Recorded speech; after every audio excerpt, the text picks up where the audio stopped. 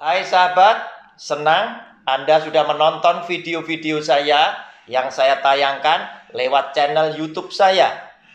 Saya percaya Anda sudah like, Anda sudah subscribe, sehingga setiap kali saya menayangkan video-video saya yang baru, Anda pasti tidak akan pernah ketinggalan. Jika Anda merasa diberkati lewat video-video saya, maka dengan kerendahan hati saya memohon berkenanlah Anda share juga kepada keluarga-keluarga yang lain agar mereka juga mendapat berkat yang sama. Sengaja video-video saya isi dengan pelajaran-pelajaran Alkitab yang akan menjadi berkat bagi setiap keluarga yang mengikutinya. Mereka akan berhasil mengajar mendidik anak-anaknya menuju kepada kesuksesan, kebahagiaan, dan keselamatan yang Tuhan sudah siapkan. Oleh karena itu, jangan pernah tinggalkan video-video saya. Ikuti terus lewat channel YouTube Roni Suwono. Shalom.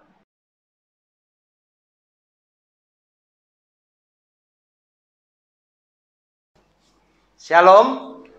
Jumpa kembali dengan channel pribadi saya lewat program Sabar Selidiki Alkitab bersama Roni Suwono. Hari ini kita memasuki video yang ketujuh dari seri pelajaran dengan judul Khotbah Seperti Apa yang Dibutuhkan oleh Jemaat. Tentunya adalah kita harus memberitakan firman Tuhan, kita harus berkhotbah kepada jemaat, yaitu semua nasihat-nasihat penting yang oleh Kristus telah diberitakan dan ada di dalam firman Tuhan ini. Nasihat firman Tuhan akan menuntun saudara dan saya bersama kita punya keluarga pada jalan benar dan selamat yang Dia sudah sediakan. Apalagi ini memasuki zaman akhir. Di zaman akhir ada begitu banyak nabi-nabi palsu, guru-guru palsu yang siap menyesatkan orang pilihan juga. Oleh karena itu hati-hati bahwa penyesat-penyesat dengan ajaran-ajaran yang menyesatkan itu ada di dekat kita. Hari ini judul kecil yang kita akan cermati adalah awas, ajaran iblis ada di dekatmu. Saudara, hati-hati bahwa iblis dikatakan lewat firman Tuhan, dia bisa menyamar seperti malaikat terang. Iblis adalah pribadi yang licik. Kalau dia tampil garang, tampil menyeramkan, pasti kita sebagai anak Tuhan sudah siap pasang kuda-kuda. Kita sudah langsung waspada bahwa ini orang jahat. Tetapi kelicikannya dia, justru dia menyamar sebagai malaikat terang. Dia bisa juga pakai nama Yesus Kristus Tuhan, sehingga membuat penyamaran ini menjadi sempurna. Kita sebagai anak-anak Tuhan jadi kabur kita melihatnya, ragu-ragu sesungguhnya ini palsu atau ini asli. Sehingga tidak sedikit anak Tuhan menjadi berselisih sendiri karena ketika seseorang berkata ini palsu, ini ajaran sesat, sebagian ada yang pro dengan pandangan ini, sebagian ada yang kontra dengan pandangan ini. Mulailah di media sosial saling bersaut-sautan, yang intinya saling tidak setuju. Ada sebagian yang berkata, jangan menghakimi, jangan menjamah orang yang diurapi Allah, dan lain sebagainya. Saudara, saya tidak ingin membahas ke sana, tetapi lewat pelajaran video yang saya berikan kepada saudara, senang jika Anda mencocokkan selalu apa yang saya sampaikan dengan Alkitab firman Tuhan. Buka Alkitab saudara pada Lukas pasal yang keempat. Kita akan bahas pembacaan firman Tuhan mulai ayat 1 hingga yang ke-13. Siapkan alat tulis Bapak Ibu sekalian, agar supaya seusainya video saya ditonton, Bapak Ibu bisa mempelajarinya dan mencocokkan dengan Alkitab serta video yang Anda simpan baik-baik. Saudara, Lukas pasal yang keempat, ayat 1 hingga yang ke-13. Judulnya pencobaan di padang gurun. Siapa yang dicobai adalah Yesus, Tuhan kita. Kita baca lebih dulu. Yesus yang penuh dengan Roh Kudus kembali dari sungai Yordan, lalu dibawa oleh Roh Kudus ke padang gurun. Yang bawa ke padang gurun bukan iblis loh, tetapi kehendak Roh Kudus, kehendak Tuhan. Yesus setelah dibaptis, Yesus penuh Roh Kudus, oleh Roh Kudus dibawa ke padang gurun untuk dicobai. Diizinkan. Di situ ia tinggal 40 hari lamanya dan dicobai iblis. Selama di situ ia tidak makan apa-apa, dan sesudah waktu itu ia lapar. 40 hari Tuhan Yesus tidak makan, tidak minum apa-apa, wajar. Yesus yang adalah 100% manusia, Yesus yang 100% adalah Tuhan, kemanusiaannya lapar, wajar. Ketika orang lapar, pasti butuh makan. Nah, waktu yang tepat, momentum yang tepat, dipakai oleh iblis. Iblis adalah oknum yang licik, bukan pribadi yang suka menolong. Tetapi dia adalah pribadi yang suka menjerumuskan. Dan dia tidak pernah memberi dengan cuma-cuma. Dia selalu minta imbalan yang mementingkan memberi keuntungan bagi iblis secara pribadi. Saudara, lalu berkatalah iblis kepadanya, "Jika engkau anak Allah, suruhlah batu ini menjadi roti." Jawab Yesus kepadanya, "Ada tertulis, manusia hidup bukan dari roti saja." Saudara lihat, iblis ketika tahu Tuhan Yesus lapar, dia langsung mencobai Tuhan Yesus. "Jika engkau anak Allah, buktikan, suruh batu ini berubah jadi roti. Bukankah engkau bisa?" Saudara, Tuhan Yesus menjawab dalam rangka juga memberikan pelajaran buat saudara dan saya, karena dia ingin sampaikan, kalau hari ini aku sebagai Tuhan dan Bapakmu itu harus dicobai oleh iblis setan ini tadi, maka selanjutnya adalah giliran kamu sebagai anak-anakku yang akan dicobai oleh iblis setan dan anak-anak iblis. Oleh karena itu, saudara, demi mendengar firman Tuhan yang saya sampaikan berdasarkan Alkitab ini, harus mulai waspada bahwa ajaran iblis ada di dekatmu.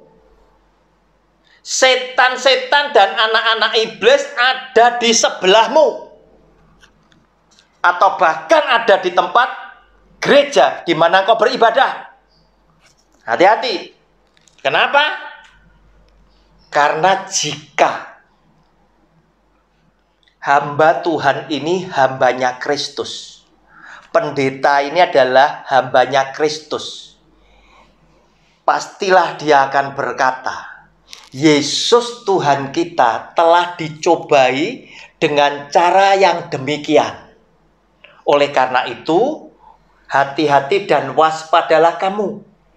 Jika suatu hari kelak engkau menjumpai orang-orang tertentu, walaupun dia mengatasnamakan sebagai hamba Kristus, tetapi jika dia justru mengajarkan apa yang dulu pernah dipakai oleh iblis, mencobai Kristus, dan sekarang pencobaan itu diajarkan kepada saudara dan saya, sepertinya sesuatu yang harus engkau lakukan itu pasti sebuah penyesatan oleh iblis. hamba Kristus pasti akan memberikan peringatan, warning kepada domba-domba milik Kristus. Awas, waspadalah, hati-hatilah. Yesus Tuhan kita pernah dicoba yang pertama, dibangkitkan keinginan dagingnya, ubah batu jadi roti. Saudara, hati-hati. Kalau ada pendeta, pembicara yang sengaja lewat pengajarannya merangsang saudara, sehingga keinginan dagingmu itu mulai bangkit, hati-hati. Itu adalah dari iblis, setan. Saudara, ayat kelima. Kemudian ia membawa Yesus ke suatu tempat yang tinggi, dan dalam sekejap mata ia memperlihatkan kepadanya semua kerajaan dunia. Kata iblis kepadanya, segala kuasa itu serta kemuliaannya akan kuberikan kepadamu, sebab semuanya itu telah diserahkan kepadaku, dan aku memberikannya kepada siapa saja yang kukehendaki. Jadi jikalau engkau menyembah aku, seluruhnya itu akan menjadi milikmu. Tetapi Yesus berkata kepadanya, ada tertulis, engkau harus menyembah Tuhan Allahmu, dan hanya kepada Dia sajalah engkau berbakti. Saudara, yang lebih hebat, Yesus yang adalah Tuhan dibawa ke tempat yang tinggi, kemudian ditunjukkan oleh iblis segala kemegahan dunia. Dan dia katakan, segala kuasa itu yang ada di dunia, serta kemuliaan yang ada di dalam dunia, akan kuberikan kepadamu. Sebab iblis pamer, semuanya itu telah diserahkan kepadaku, dan aku punya hak memberikannya kepada siapa saja yang aku kehendaki. Berarti iblis bisa memberikan apa saja yang ada di dunia ini. Kuasanya, kemuliaan dunia, bisa iblis berikan kepada siapa saja iblis mau.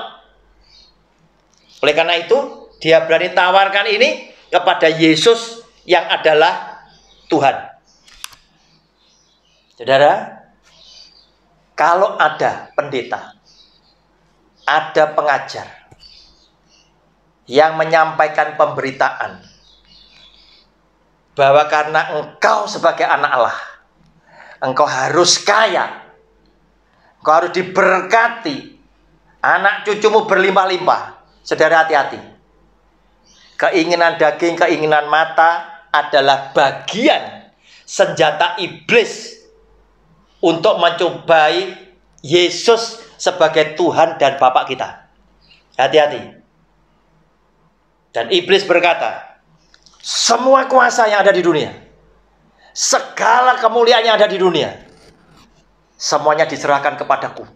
Dan aku punya kuasa untuk memberikan kepada siapa aku kehendaki. Saudara, hati-hati. Tuhan tahu engkau membutuhkan berkat jasmani. Tuhan tahu hidup perlu uang. Walaupun kita sadar uang bukan segalanya. Tetapi kita mesti yakin juga, mesti sadari juga bahwa segalanya perlu uang. Tetapi uang di tangan orang yang salah akan menimbulkan bencana. Tetapi uang di dalam tangan orang benar akan menimbulkan berkat kepada orang lain dan memuliakan nama Tuhan. Tuhan tidak melarang saudara untuk menjadi kaya, tetapi Tuhan selalu memberikan warning. Jika ada orang yang sengaja mengajarkan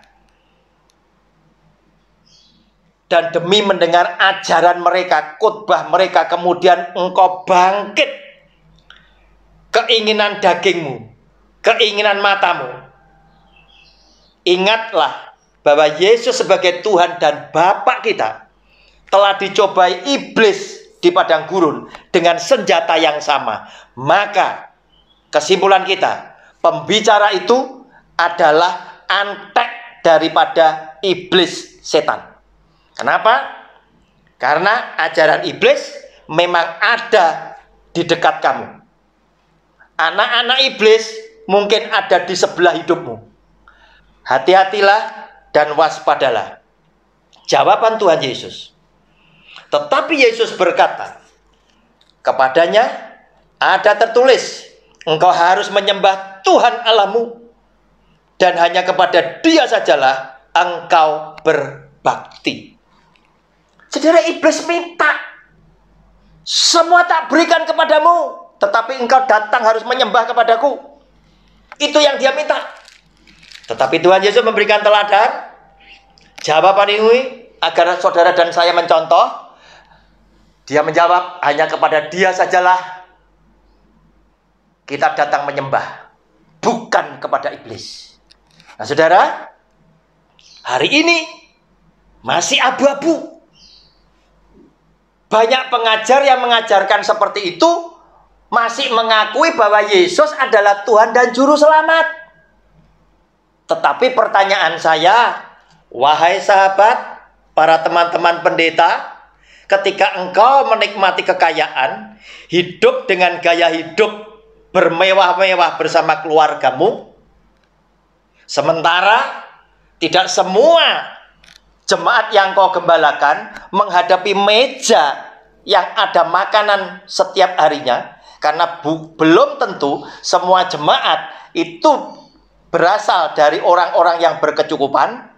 Pertanyaan saya, siapakah yang sedang kau teladani di dalam hidupmu yang mengaku engkau sebagai hamba daripada Kristus? Bukankah Yesus yang adalah Tuhan mengajarkan kepada saudara dan saya, dan Dia berkata, burung punya sarang, serigala punya liang, tetapi aku anak manusia untuk meletakkan kepala saja aku tidak ada tempat. Bukankah itu menandakan, mengisyaratkan bahwa menjadi pengikutku, apakah engkau sudah siap meneladani hidupku yang sangat-sangat hidup dalam kesederhanaan? Tidakkah engkau juga menyadari bahwa di dalam doa Bapa kami yang aku ajarkan, aku mintakan, berikanlah makanan kami pada hari ini yang secukupnya. Dan lihat, para nabiku, para rasulku, juga aku, ketika aku tinggal di tengah-tengah mereka, sampai dengan aku pulang lagi ke surga, para nabi, para rasul yang tugasnya sama dengan kalian hari ini, memberitakan firman Tuhan, mereka tidak hidup di dalam kemewahan seperti yang hari ini engkau alami. So, siapa yang menjadi teladanmu? Dan hati-hati saudara, ajaran iblis ada di dekatmu. Saudara, kita lanjut. Kemudian Ia membawa Yesus ke Yerusalem dan menempatkan Dia di bubungan bait Allah, lalu berkata kepadanya, jika engkau anak Allah, jatuhkanlah dirimu dari sini ke bawah, sebab ada tertulis mengenai engkau, Ia akan memerintahkan malaikat-malaikatnya untuk melindungi engkau, dan mereka akan menatang engkau di atas tangannya, supaya kakimu jangan terantuk kepada batu. Yesus menjawabnya, katanya, ada firman, jangan engkau mencobai Tuhan Allahmu. Sesudah iblis mengakhiri semua pencobaan itu, ia mundur daripadanya dan menunggu waktu yang baik. Saudara, dia bangkitkan lagi kesombongan Tuhan Yesus secara emosional. Kan engkau anak Allah. Kan ada janji. Malaikatnya akan menatang engkau hingga kakimu tidak akan terantuk kepada batu. Oleh karena itu, loncat dari tempat tinggi ke bawah. Kan pasti engkau dijaga keselamatanmu. Saudara, Tetapi Yesus Kristus Tuhan memberikan teladan buat saudara dan saya dengan memberikan jawaban. Ada firman, jangan engkau mencobai Tuhan Allahmu. Walaupun aku anak Allah, aku tidak akan lakukan karena apa? Manusia itu subjek. Saya benturkan kepala saya di tembok, Tuhan gak akan nolong. Benjol kepala saya. Karena Tuhan bilang, bodoh kamu. Kamu kok tidak jagai dirimu sendiri. Tetapi sekarang saudara, ada begitu banyak para pendeta yang memberikan khotbah. Jika Tuhan ada di pihak kita, siapa yang akan melawan kita? Bukankah kita akan dibela oleh Tuhan? Oleh karena itu, jangan takut dengan COVID-19. Tuhan tidak memberikan roh ketakutan, tetapi roh yang mendatangkan keberanian. Saudara, ingat firman Tuhan ini. Berapa banyak teman-teman pendeta yang sudah mendahului kita pulang ke surga. Berapa banyak tenaga medis yang saya angkat hormat setinggi-tingginya. Ini adalah pahlawan bangsa yang meninggal oleh karena merawat pasien, yang mengakibatkan keluarganya kehilangan orang yang dicintai. Ini adalah pahlawan bangsa. Stop dengan pemberitaan yang menyesatkan, agar supaya tidak banyak lagi korban berjatuhan oleh karena ketidakmengertian tentang firman Allah. Dan ayat yang ke-13 penutupnya, sesudah iblis mengakhiri semua pencobaan itu, ia mundur daripadanya dan menunggu waktu yang baik. Kapan waktu yang baik? Waktu yang baik adalah waktu di mana iblis melihat ada kesempatan, dia kembali datang dengan pencobaan, dia datang kembali dengan penyesatan kepada anak-anak Tuhan yang bisa disesatkan lewat segala macam provokasi iblis setan yang membangkitkan keinginan daging, keinginan mata, dan keangkuhan hidup kamu. Oleh karena itu, jika ada pendeta pembicara yang membangkitkan ketiganya, waspada dan hati-hatilah, ajaran iblis ada di dekat kamu. Anak-anak iblis dan antek-anteknya ada di sebelah kamu. Nantikan video yang ke-8 dan pastikan saudara tetap bersama dengan saya. Shalom, Tuhan Yesus memberkati. Amin.